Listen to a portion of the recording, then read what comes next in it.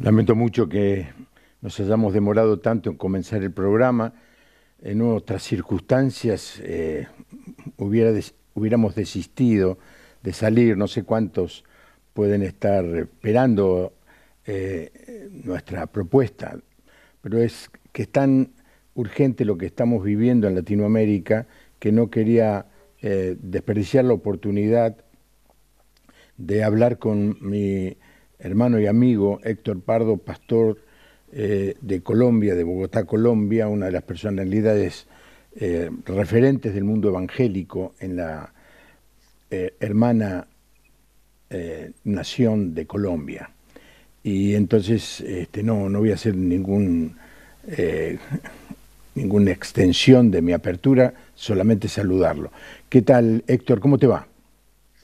Bien, Juan Pablo, aquí en cuarentena todavía por la situación del COVID, pero también no solamente por el COVID, sino por la revolución que se está desarrollando, la que llama la revolución molecular, se está desarrollando en el país y viendo las noticias realmente bastante preocupado, pero bueno, confiando en Dios. Bueno, los que estamos afuera de Colombia, yo nunca he visitado ese hermoso país. eh, la verdad es que estamos asustados por todo lo que vemos, pero no lo entendemos. Hay algunos noticieros que hablan de que la culpa es del gobierno porque no termina nunca de darle eh, respuesta a los requerimientos de estos grupos. Otros canales de televisión hablan de que son delincuentes, narcotraficantes, eh, guerrilleros. Otros hablan de que son grupos de aborígenes, y yo he visto en videos grupos de gente así, de alguna etnia, o de algún grupo originario. Explícanos un poco cuáles son los actores de esto que se está viviendo en Colombia. Bueno, los actores naturalmente, inicialmente es el gobierno, natural, eso es lo más lógico, pero tenemos una lucha en Colombia por muchos años, como ustedes han oído, ya yo me crié con las guerrillas en los años 50 y de ese tiempo no ha parado, ha continuado, la situación no es, digamos, algo novedoso en estos años, simplemente ha sido una continuidad con distintos matices, con distintas formas de expresarse, pero igual. Y últimamente, pues con el socialismo del siglo XXI, que ha decretado que va a tomarse los países de América Latina y con el foro, con el nuevo orden mundial, que participa el Foro Económico Mundial, que participa George Soros, que participa Bill Gates y otras cuantas personas y que están en la tierra. Pero hablando ya en Colombia, pues además del gobierno, pues están los grupos alzados en armas, que algunos están en el Congreso porque con el gobierno Santos se recibieron y están ahí, pero son parte de toda esa situación que vivimos. Gente del antiguo M19 como el senador Petro, es candidato a la presidencia y próximo candidato a la presidencia otra vez. En fin, muchos sectores más, pero además ahora aparecen lo que son lo que tiene que ver con el narcotráfico, está metido en la situación, el plan del Golfo que se llama y otros líderes en esa dirección, la participación de las etnias que está procurando establecer los dioses que ellos han tenido siempre, pero que sean los dioses reconocidos en toda la nación, no solamente para ellos en sus tribus, que sean implantados por ley en todo el país. Y pues además de eso, ellos están saliendo para marchar y no tienen peticiones que es imposible que el gobierno las cumpla porque tendría que violar la ley. Y luego pues ellos son los que están en Cali en este momento haciendo las cosas más difíciles que se han podido imaginar. Los caleños nunca pensaron que iba a pasar lo que está pasando en este momento.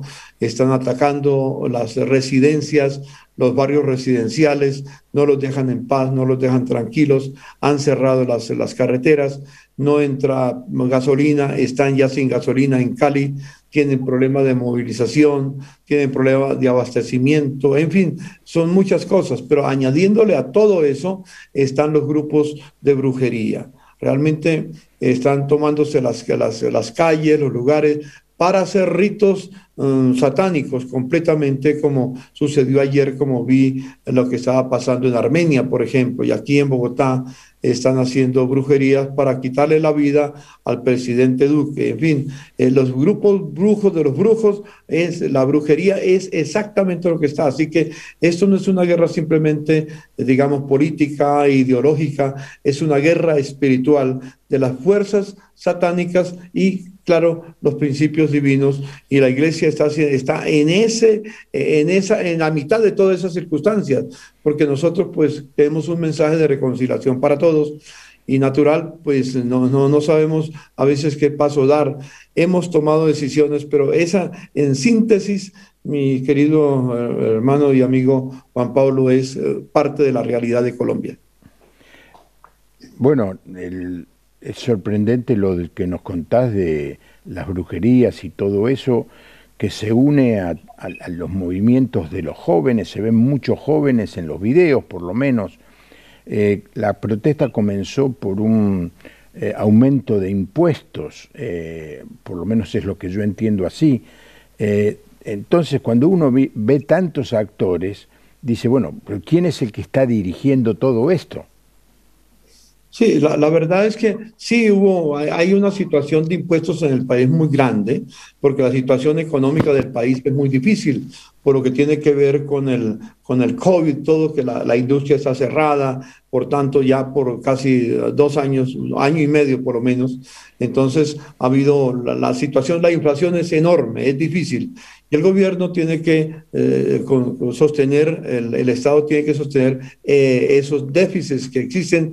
¿Y de qué manera lo hace? Solamente los impuestos. Posiblemente los impuestos fueron exagerados, quizás, pero entendiendo el trasfondo, hay muchos partidos que se oponen, como el Partido Liberal, inclusive Colombia Justa se opuso el Partido Cristiano se opuso a esa reforma, pero yo le preguntaba a mis hermanos de Colombia Justa, está bien que nos opongamos, estoy de acuerdo que nos opongamos, pero ¿qué propuestas tenemos? No hay propuestas.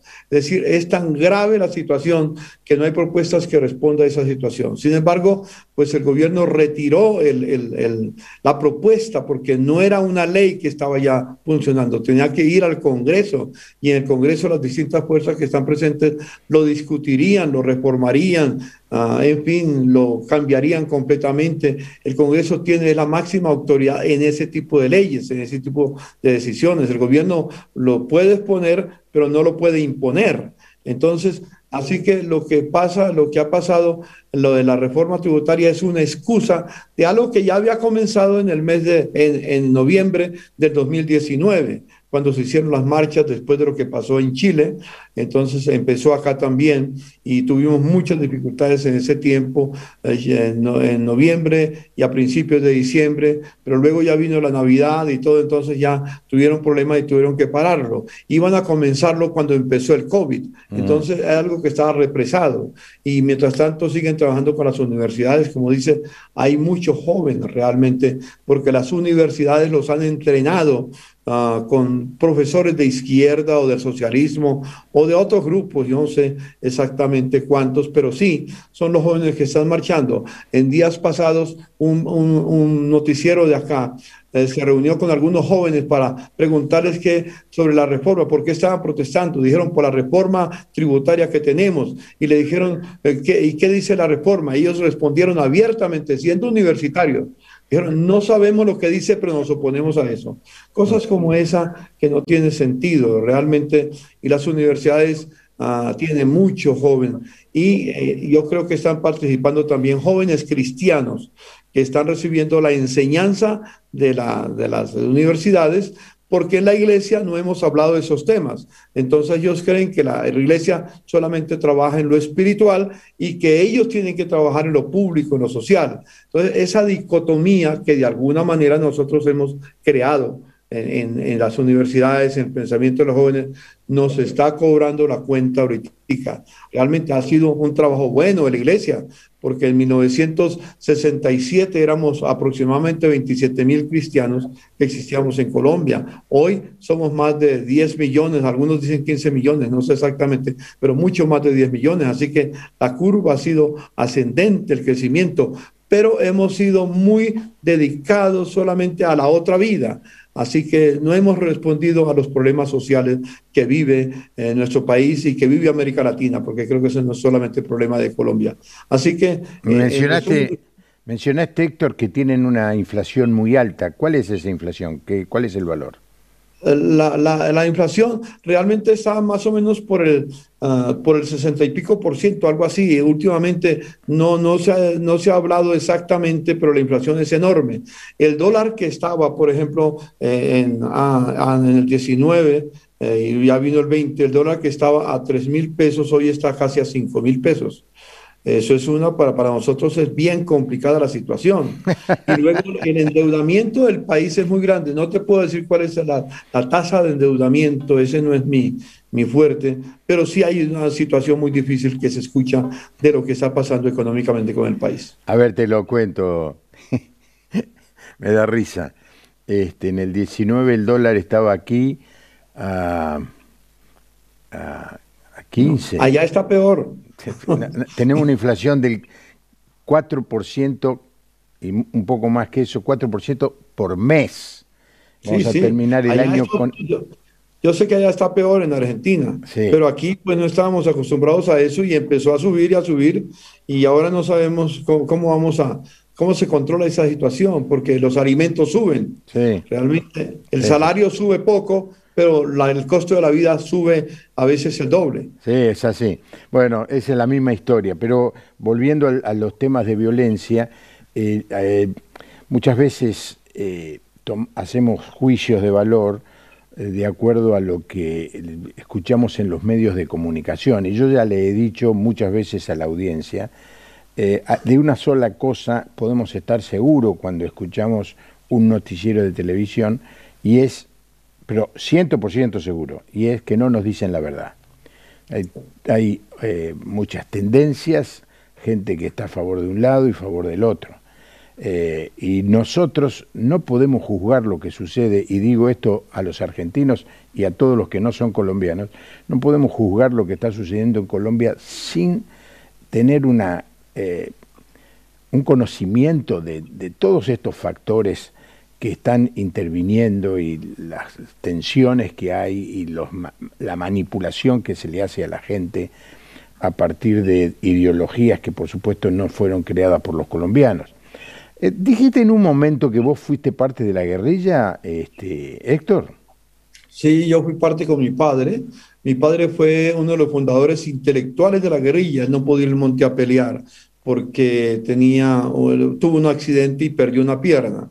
Entonces, por ese accidente, por esa falta, por esa incapacidad física que tenía, no pudo ir, pero fue líder intelectual de las guerrillas en el Tolima, en contacto con los llanos y otros lugares, Antioquia, el Huila, en fin, distintos departamentos.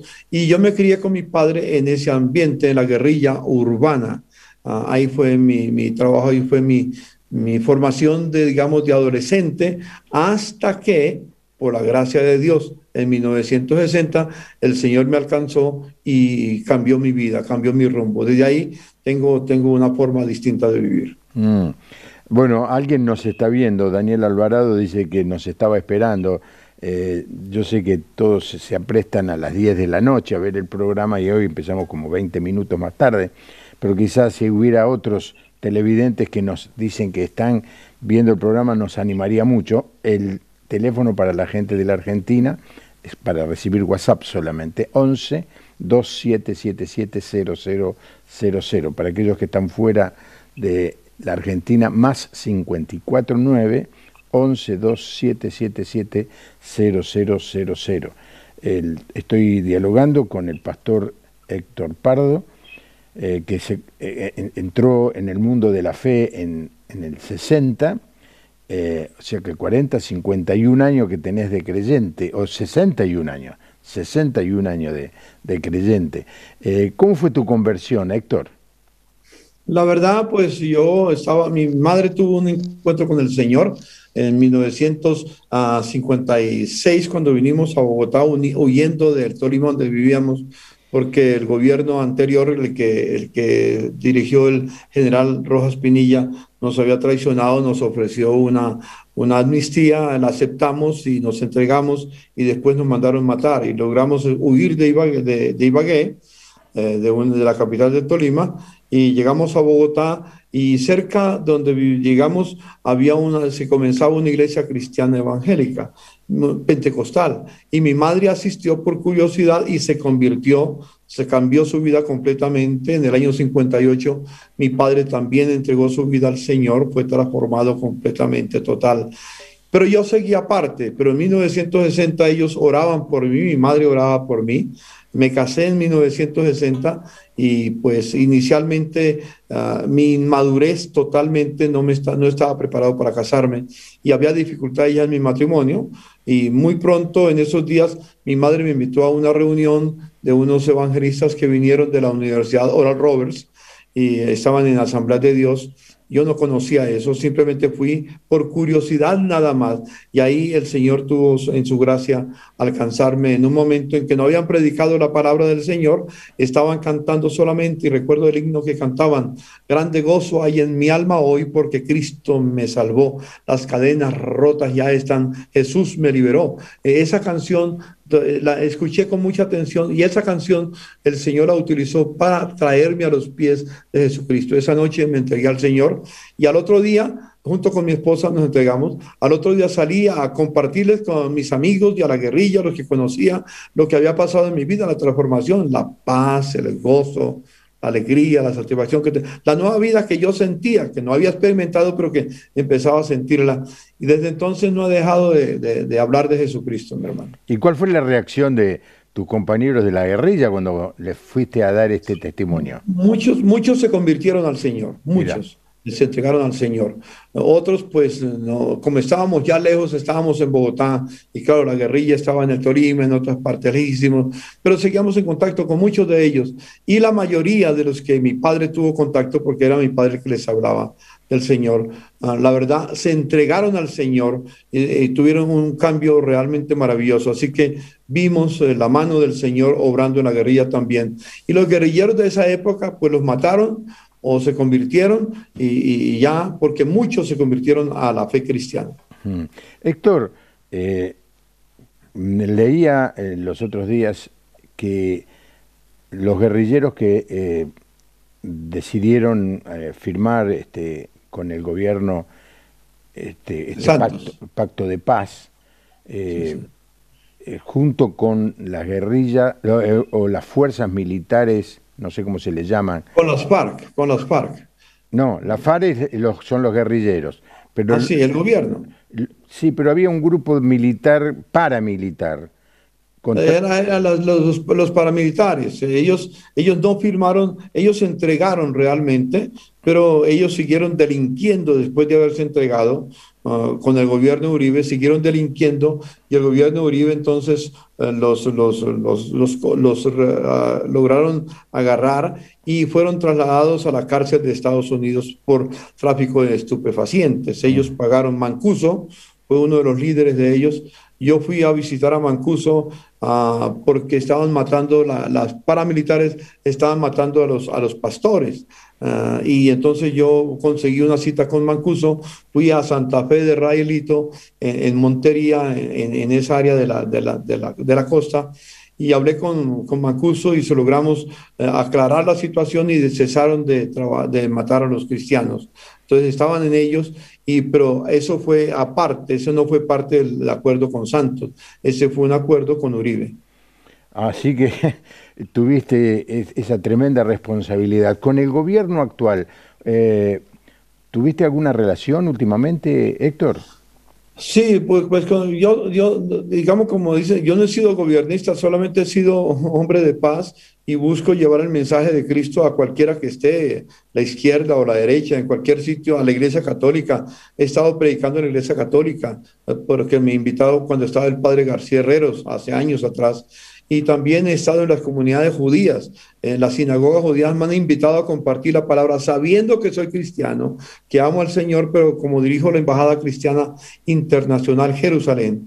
Entonces he tenido una buena relación y un rabino se atrevió a invitarme una noche y yo hablé, pues no hablé de Cristo porque pues quería hablar, pero hablé de la necesidad que tenía el pueblo judío de devolverle el corazón a Dios porque se habían apartado de Dios. Hice cenas en honor a Israel y uno de los rabinos que existe ahorita, el doctor, el rabino, el gran rabino Alfredo Goldschmidt, junto con su esposa, con Raquel, tenemos una muy buena relación. Así que con toda la comunidad judía he tenido. Yo no les voy a hablar de Jesucristo ni las 4 leyes espirituales.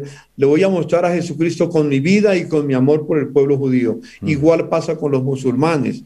Yo soy presidente de la Confederación de Libertad Religiosa, Conciencia y Culto, que representa las religiones abrahámicas, es decir, los judíos, los musulmanes y los cristianos.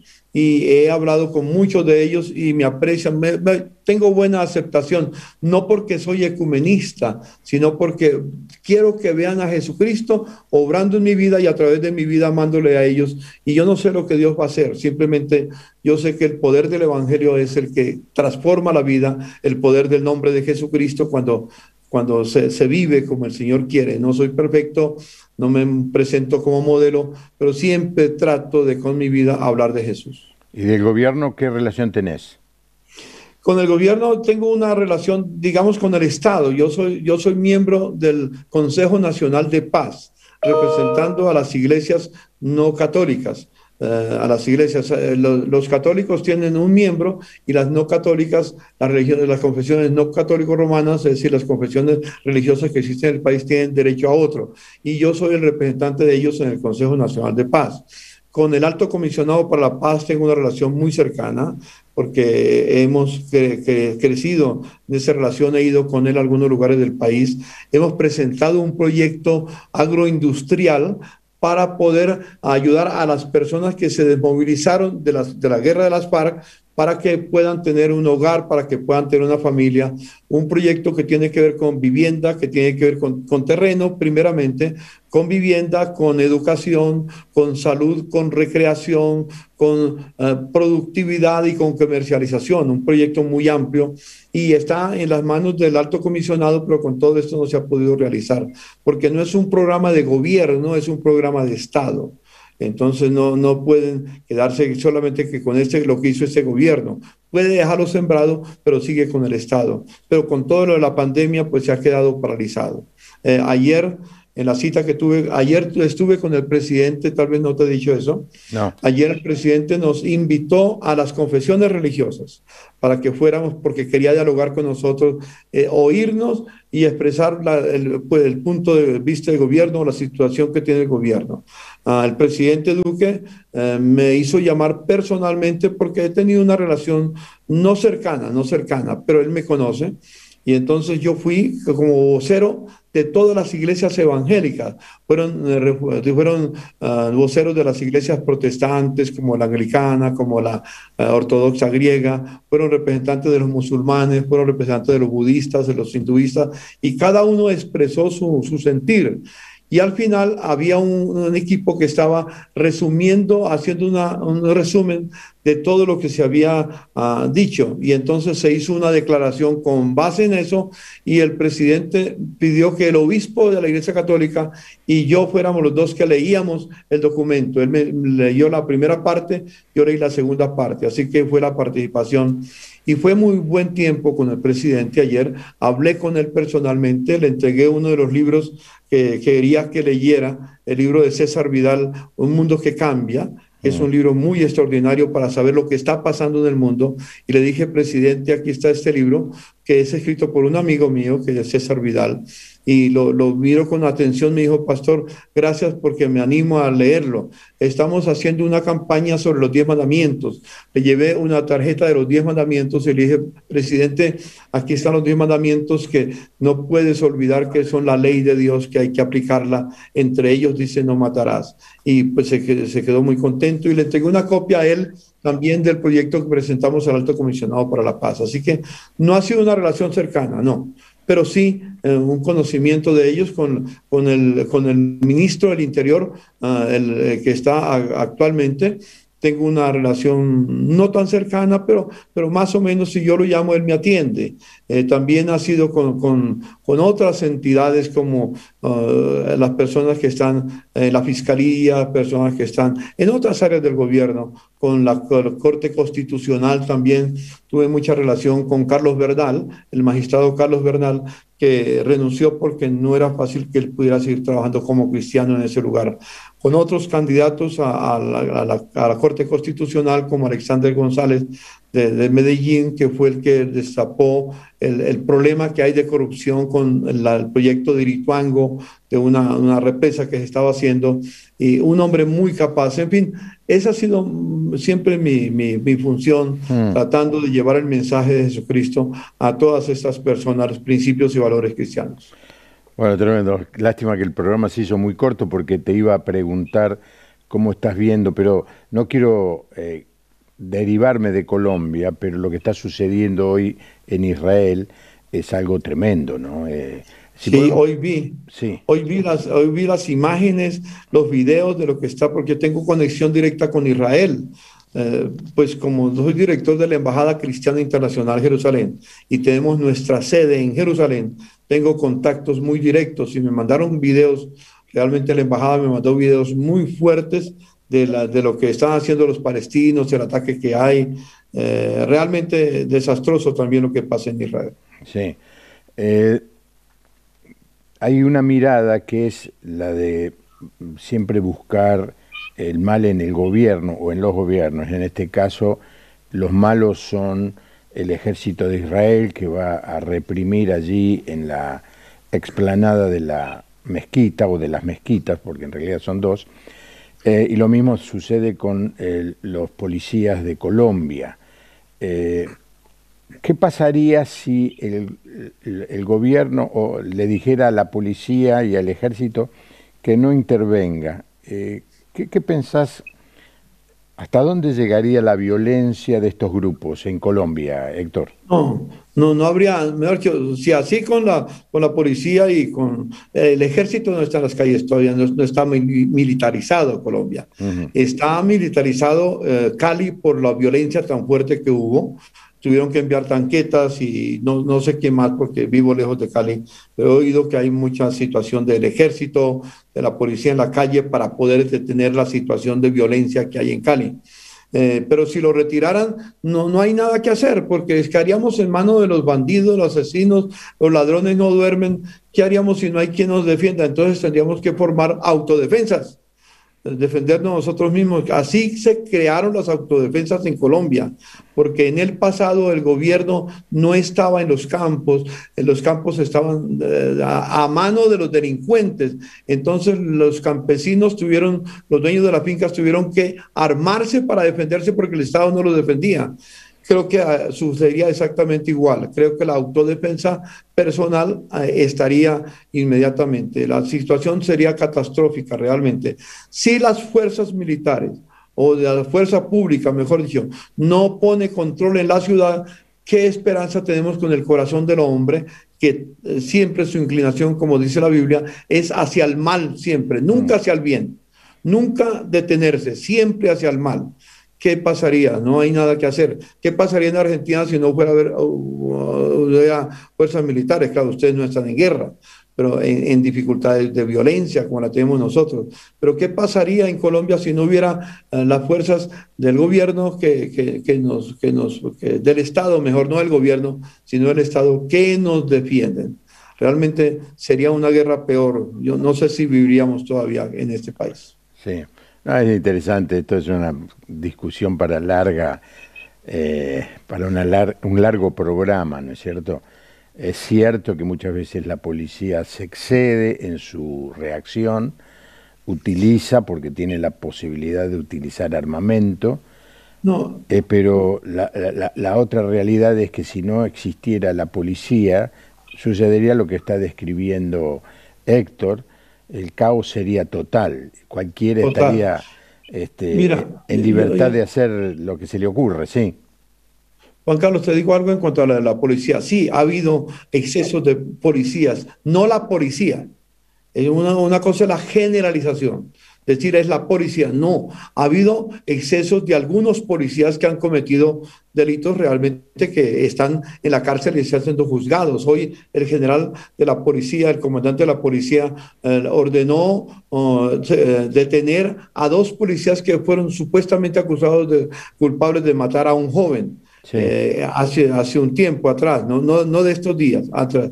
Y seguro que ha habido personas de la policía que han cometido mal, pero no es la policía como tal. Mm. Entonces, mire, para ilustrarlo, la semana pasada, los policías que tienen que guardar la armonía entre la comunidad, tenemos centros que se llaman CAE, Centros de Atención Inmediata, para poder atender los problemas que hay en el barrio, en la comunidad, en las peleas que hay.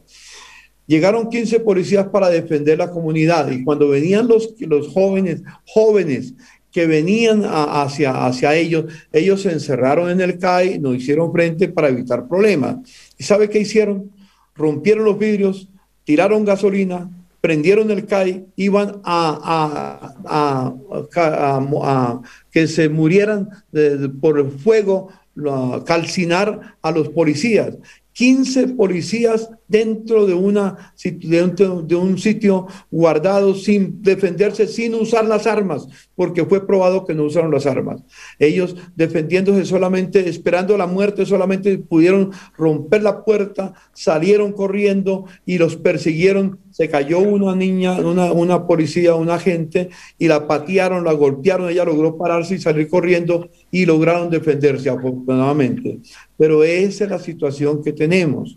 Los manifestantes salió en la televisión, salió en la prensa, salió en todo, no es algo que nos contaron de parte del gobierno, ¿no? Todo el mundo lo vio, los habitantes del barrio lo vieron y decían, esto es imposible, no tiene presentación.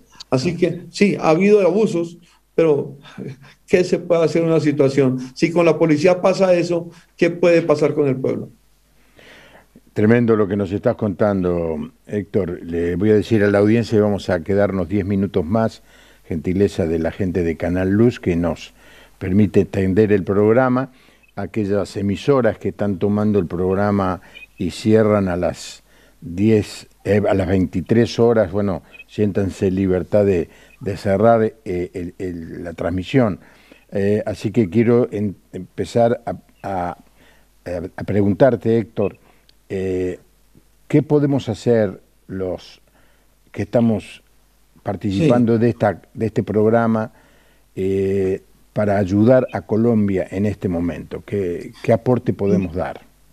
Mira, la única cosa que yo veo que se puede hacer, que nosotros vamos a hacer, y como tuvimos la oportunidad anoche de hablar con algunos líderes de América Latina, en la cual estabas tú en nuestra reunión de los líderes que nos reunimos cada 8 días, es la oración. No hay alternativa. Nosotros no vamos a tomar las armas, ni vamos a decir al pueblo que tome las armas para que se defienda. Claro, si lo toman, pues son libres, porque la autodefensa, si a mí vienen aquí a la casa, me van a entrar y a matar a mi esposa, a matar a mis hijos, yo de alguna manera los defiendo, y si estoy armado, pues tal vez, Dios me libre, actúo. Entonces la situación no es tan fácil. La única situación que tenemos, porque no va a haber negociación entre el gobierno y los del paro, los de la revolución molecular. No va a haber negociación. Hoy se reunieron los líderes de los sindicatos y hablaron con el gobierno y no llegaron a ningún acuerdo porque exigen cosas que son imposibles de cumplir totalmente. Inclusive la meta que ellos tienen es tomarse el poder, que Duque renuncie a ser el presidente de Colombia y entregue el poder a ellos mismos, porque que creo que tienen todo un plan ya programado para realizarlo. Es decir, que se tomen el poder y que prueben que el gobierno democrático no sirve y que hay que poner una dictadura tipo Venezuela. Venezuela está detrás de esta situación. Muchos jóvenes venezolanos que son parte de la policía de Venezuela se infiltraron en las marchas y son los que están ayudando a cometer los delitos que tenemos. La verdad, mi hermano, es muy difícil. Nosotros, por ejemplo, ayer en la reunión que tuve con el presidente y con los demás líderes religiosos, como pastor, yo propuse, y como representante de la Iglesia Evangélica, propuse algo. El 15 de mayo es el Día Internacional de la Familia.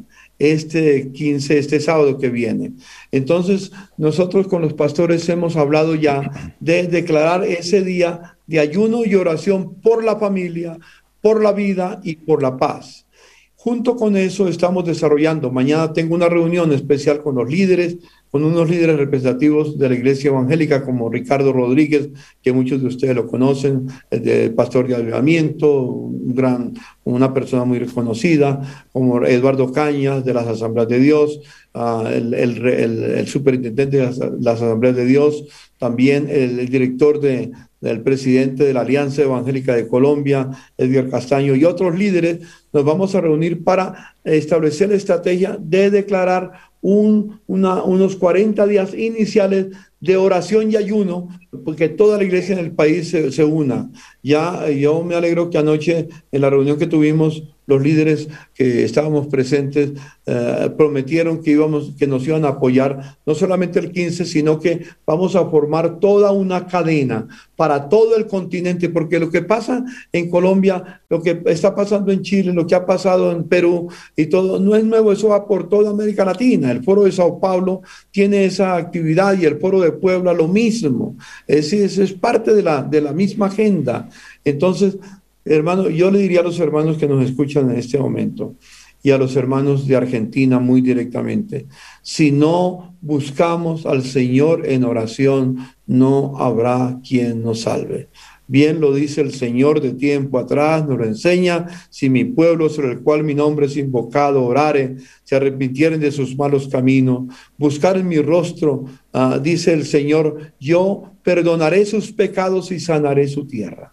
No hay sino la oración, no hay alternativas. La verdad, no veo ningún otro camino. Así que yo le pediría, mi querido Juan Pablo, a través del canal, que los que nos están escuchando, que nos ayuden y que hagamos por toda América Latina, no solo por Colombia, por toda América Latina, una cadena de oración, porque solamente el Señor, como sacó al pueblo de Israel de la tierra de Egipto, al pueblo judío de la tierra de Egipto, con su mano poderosa, es el único que nos puede librar.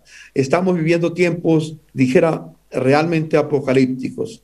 Con lo que vemos, lo que está pasando, es porque no he hablado nada de lo que se llama el nuevo orden mundial, que ese es otro paquete, que lo que pasa en Colombia es parte de la política del nuevo orden mundial. Inclusive, para mencionarte algo, los indígenas están pidiendo que se apruebe el matrimonio igualitario, que no haya discriminación de género. Que eso nunca ha sido parte del pensamiento de los indígenas. Ellos no están siendo programados, están siendo llevados para enseñar todas estas cosas y están pidiendo. Y si no se hace eso por ley, entonces ellos siguen poniendo problemas en el país. Así que, hermano, lo único que yo le pediría a mis hermanos es oración. Es todo lo que pedimos, oración. Bueno, voy a dar 3 ejemplos breves. Primero, Josafat estaba en Jerusalén y se le vino un ejército impresionante y él se dio cuenta que iba a ser derrotado y le pidió a Dios en oración que lo salve y Dios lo hizo. Segunda Crónicas capítulo 20. Y no hizo falta que el ejército peleara. En realidad él le dijo que saque al coro adelante. Y fue tremendo la victoria del pueblo de Dios sobre esos enemigos. Estoy pensando en la iglesia que oraba cuando Pedro estaba en la cárcel y Dios liberó a Pedro de la cárcel. Y estoy pensando también en Europa, yo en el año 86 estaba en Alemania y me acerqué hasta la barrera, el muro que dividía las dos Alemanias, y digo, esto no lo destruye nadie. Pero la oración que comenzó en algunos lugares de Alemania Oriental y que llegó a la ciudad de Leipzig, y donde se reunieron para orar y el gobierno militar no podía hacer, o el gobierno comunista no podía hacer nada, lo único que hacía es cerrar las avenidas para que no pudieran llegar, pero finalmente esa multitud orando fue una de las causas que se cayera la cortina de hierro. Sé que tenemos en la historia muchísimos ejemplos de que el pueblo orando mueve la mano de Dios, y cuando la mano de Dios se mueve es para justicia, paz y bendición. Héctor, vamos a estar orando, y el grupo que nos reunimos los domingos a la noche de líderes de Latinoamérica, vamos a promover la oración. Particularmente yo quiero señalarla para este sábado, durante las horas de la mañana y de la tarde. Vamos a estar invitando a muchos a que se unan a orar, y es lo que estoy haciendo en este momento, y voy a tratar de repetirlo en el transcurso del programa. Héctor, yo te quiero agradecer muchísimo que hayas estado esta noche con nosotros y hayas esperado que arreglemos todo para poder salir, aunque hemos salido un poco tarde. Quiero preguntarte en lo personal, vos como pastor, ¿cómo estás viviendo, y como padre de una familia, ¿no? ¿Cómo estás viviendo este momento? La verdad, Juan Pablo, quiero decir, Dios ha sido misericordioso, estamos bien, mi esposa, mis hijos, mis nietos, toda la familia, todos los que componen la familia, los esposos de mis hijos y las esposas, todos estamos bien. No nos falta nada, siempre ha habido comida. Gracias a Dios, en la misma iglesia que pastoreo, estando cerrada por año y medio, cerrada completamente el templo, no teniendo cultos presenciales, nada, solo por el canal de YouTube los tenemos, y pues mucha preocupación por lo que pasa con los canales, pero no nos ha faltado absolutamente nada. Hemos tenido en abundancia, hemos repartido, llevado mercado a los hermanos de la iglesia que están sufriendo, inclusive con el huracán que hubo el año pasado, los dos huracanes que destruyeron a San Andrés y a Santa Catalina. Nosotros participamos económicamente con una buena ofrenda, un buen apoyo a la reconstrucción, por lo menos a la emergencia inmediata que había allá, y también apoyamos a Cartagena y a otros lugares donde el invierno fue cruel y destruyó muchas de las cosas. Muchos hermanos quedaron, y no solamente hermanos, la sociedad quedó, muchos pobres quedaron realmente en dificultades, y Dios nos proveyó para darles a ellos. Juan Pablo, yo solamente quiero decir al Señor gracias, porque en medio de todo no nos falta nada. Qué emocionante. Quiero agradecerte muchísimo, y yo le digo a la audiencia qué privilegio que hayamos podido tener en esta noche a Héctor en el programa. Es el pastor más conocido y relevante de Colombia, amigo mío por muchos años, y yo me comprometo, y quiero comprometerlo a usted que está viendo el programa, a poner en su agenda, vamos a orar por Colombia, para que de una manera muy especial Dios toque esta nación. Y para mí no es nada nuevo, porque yo me crié, cuando era muy chico, orábamos por dos países donde había persecución religiosa, y era España y Colombia. Siempre me acuerdo de eso, que orábamos por Colombia porque había persecución a las iglesias evangélicas. Bueno, hoy el problema no es la persecución a las iglesias evangélicas, el problema es la violencia, este orden que se nos quiere imponer desde el extranjero, de mentes alucinadas que quieren instaurar un reino demoníaco, y la iglesia se va a levantar y va a prevalecer. Yo creo eso, y confío en que usted se va a sumar a nosotros. Gracias, Héctor, por esta noche.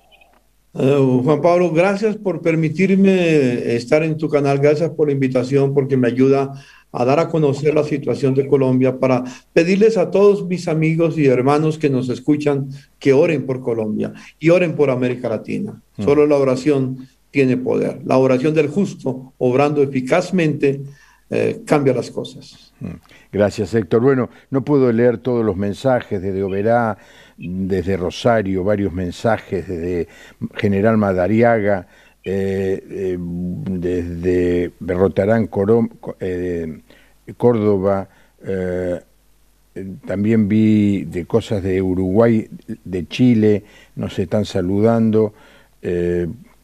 Bueno, muchísimas gracias a todos los que esperaron que comenzara el programa y se molestaron en mandarnos un mensaje de Algorta, Río Negro, Uruguay, gracias. Desde Lima, Perú también nos están saludando. Gracias a todos.